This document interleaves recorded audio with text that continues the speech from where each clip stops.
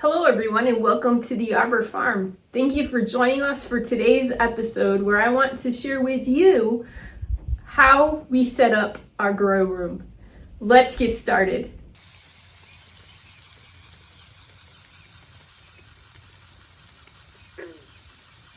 We've had some requests to know how we set up our grow room, so I wanted to make this quick video and hope that it's helpful for you to know what kind of setup we have, what we are, the equipment that we use, and so on and so forth.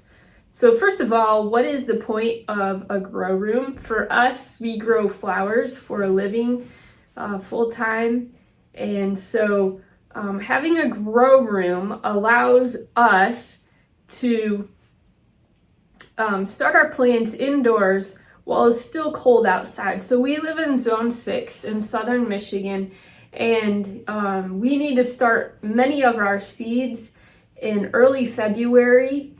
Some even are required to be started in late January, and many times it is very frigid outside, and so we can't grow outside. So we start all of our plants from seed, and a grow room allows us to do that.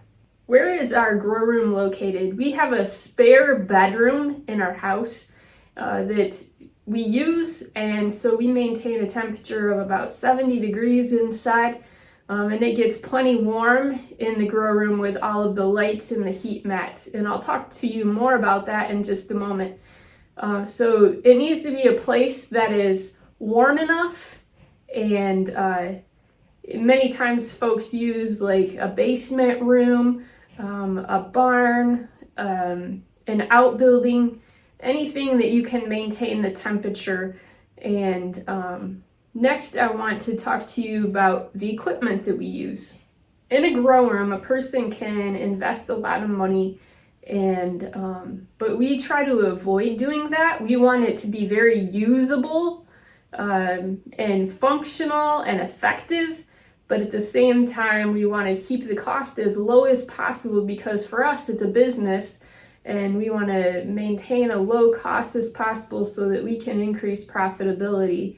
And so for us, we use shop lights as far as our lights are concerned. I'll put a link in the description below so that you can see what shop lights we use. A lot of people invest a lot of money in grow lights, but we found that shop lights that are 5,000 lumens or more work just fine.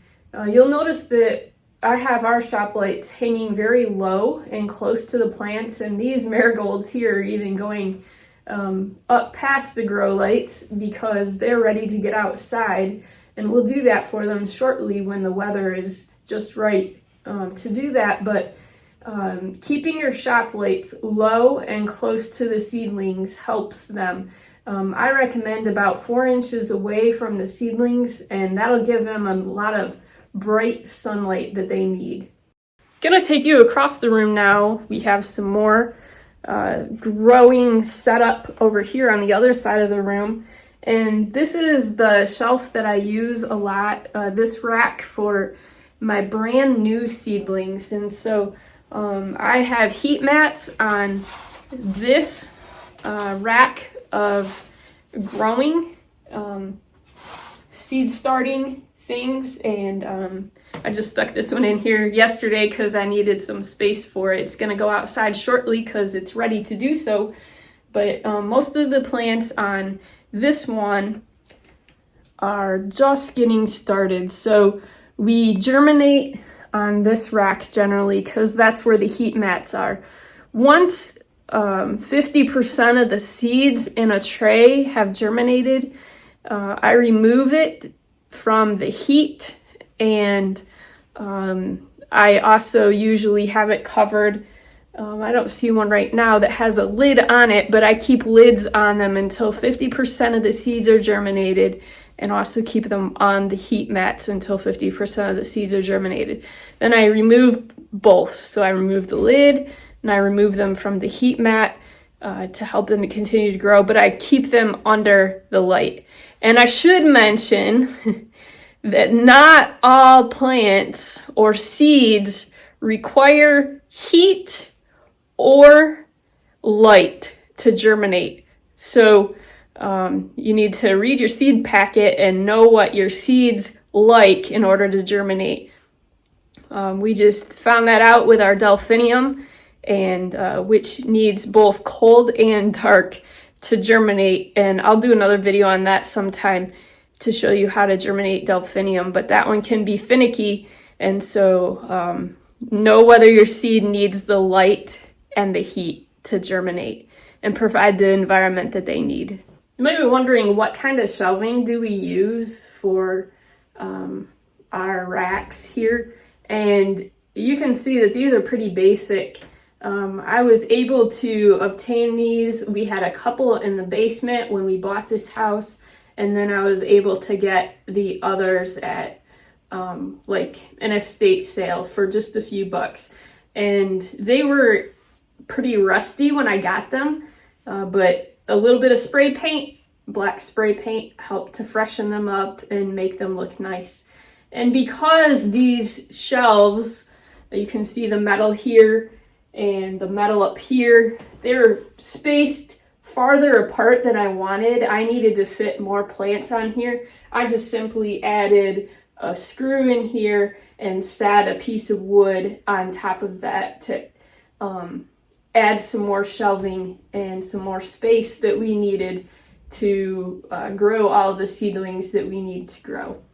Another thing that I wanted to mention as far as our heat mats are concerned is you can buy really pricey heat mats and that have an adjustable thermostat on them, but we just got ones that stay about 70 degrees, and so that helps to raise the temperature of the soil that the seeds are germinating in, and they work just fine for us. Again, I'll put the link in the description below. You don't have to buy from our link, but I just want you to see what we use, and so that you can get a feel for what we use.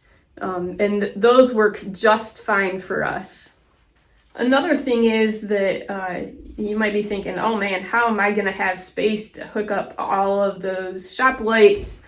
And I only have a couple outlets in my room. And that's the case for us too, but these shop lights are really handy dandy because they are interlinking. So they each have an outlet at the end of them. So I've hooked that one to that one and that one to that one. At the ends of the light here, you can see I have their outlets there. And so I just have one plug at the bottom. And then I put that plug into the wall and it's on a timer. So it's set to come on a certain number of hours in a day, and I don't have to do anything to it. It just comes on in the morning. I think it comes on about 7 o'clock in the morning, and then it stays on until 10 o'clock at night, and it goes off. Just like plants out in the natural environment, these little seedlings need a bit of dark too in order to help them grow and to thrive. And then as I panned past this, I thought I'd just mention it just so you know. I'll put a link to the video where I describe it fully, but this is our rack. I simply use a closed drying rack to start our dahlia tubers in the early spring. Our goal is to have them inside and divided by March 1st, though I'm still working on that this year, and we're into the middle of March now. Or even nearing the end of March, and I don't have them all done.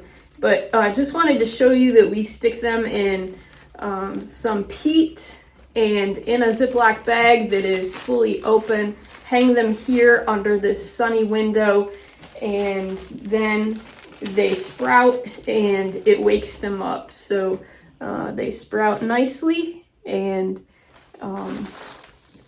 it gives them a bit of a jump start before we plant them in the ground outside. We are found that we've able to get blooms sooner in the summertime and lengthen our season by doing that.